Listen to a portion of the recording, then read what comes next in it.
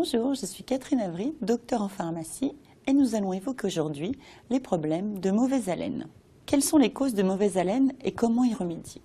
Tout d'abord, la cause principale est un problème d'hygiène dentaire. En effet, tous les résidus alimentaires qui stagnent dans la bouche entraînent la prolifération de bactéries qui sont à l'origine de la mauvaise haleine. Il est donc important d'avoir une hygiène dentaire irréprochable. Se laver les dents 2 à 3 fois par jour, passer du fil dentaire régulièrement ou bien faire des bains de bouche. La langue est l'une des principales causes de mauvaise haleine. En effet, elle se comporte comme un tapis sur lequel se déposent tous les résidus alimentaires, toutes les bactéries, les sécrétions nasales qui coulent à l'arrière de la gorge. C'est un classique de l'automne. Dès que les températures baissent, les clients affluent en pharmacie avec, pour la plupart, le même genre de symptômes. Bonjour, j'ai un peu mal à la gorge et je ne sais pas du tout pourquoi. Est-ce que vous sauriez par hasard? Vous avez d'autres symptômes? Cette lycéenne présente des symptômes de l'angine. Faut-il l'envoyer chez le médecin pour une prescription d'antibiotiques? Peut-être pas. Cette pharmacienne pense avoir trouvé un moyen de l'orienter. Si vous avez du mal à déglutir, c'est peut-être une angine. D'accord. Si vous voulez, on fait un test actuellement de recherche d'angine à streptocoque. On peut vérifier s'il y a présence de streptocoque ou pas, si c'est une angine virale ou pas, et le traitement il diffère, c'est pour ça. De par chez nous, et dans la plus grande majorité des cas, qui dit Noël dit hiver, et qui dit hiver dit froid. Bon, je pense que vous êtes comme moi, quand il fait froid et qu'on est dehors, on a inévitablement à un moment ou à un autre le nez qui coule. Bravo la transition. Écoute, je suis ravi que ça te plaise. Bon bah aujourd'hui, je vais essayer de vous expliquer pourquoi on a le nez qui coule quand il fait froid. Ah ouais, donc en fait on en a fini avec les sujets fun.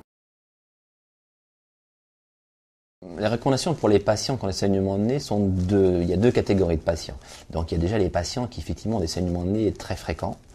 Je les envoie quand même vers le spécialiste, donc vers l'ORL, pour être pris en charge, avoir un traitement adéquat. Et puis il y a les autres patients, je dirais, qui sont majoritaires, qui représentent des saignements de nez assez rares, et des patients qui forcément ne savent pas toujours quand ça va se reproduire, mais qui ont besoin d'avoir un traitement adapté pour couper le saignement de nez plus rapidement. Donc là, plutôt que de prendre un mouchoir en papier ou du coton hydrophile, qui ont le problème, c'est qu'effectivement, quand on va le retirer, quand le patient va le retirer, et très souvent ça accroche et il y a un ressaignement. Bonjour, je suis Pauline Dehex, spécialiste de l'aromathérapie bio et des huiles essentielles. Je vais vous expliquer aujourd'hui comment réaliser une inhalation contre le nez bouché. Donc qu'est-ce qu'une inhalation? C'est tout simplement le fait d'inhaler de la vapeur humide chargée en molécules d'huile essentielle pour dégager les voies respiratoires. Donc tout simplement, en fait, le mélange vapeur d'eau plus huile essentielle va permettre de fluidifier les sécrétions et drainer les sinus. C'est ce qui va permettre de déboucher le nez. Pour faire cette inhalation, vous avez besoin d'eau chaude mais pas bouillante, attention, d'huile essentielle de niaouli, d'huile essentielle de pin des montagnes bio et d'huile essentielle de thym bornéol bio. Vous versez. Après, les gens qui ont des douleurs, les gens qui ont des corps, des ongles incarnés viennent beaucoup plus régulièrement. Je suis pédicure et podologue. Alors, pédicure, c'est tout ce qui concerne les soins de pédicurie. Donc, ça peut être soigner des corps, des durillons, des ongles incarnés, les verrues. C'est vraiment tout ce qui est soin des pieds. Les gens ne mettent pas assez de crème sur leurs pieds. Donc, en leur faisant un massage, on leur montre que la crème, c'est agréable et qu'il faudrait le faire tous les jours. Et à la personne, ça permet de se détendre, d'être relaxé pour la fin de la journée.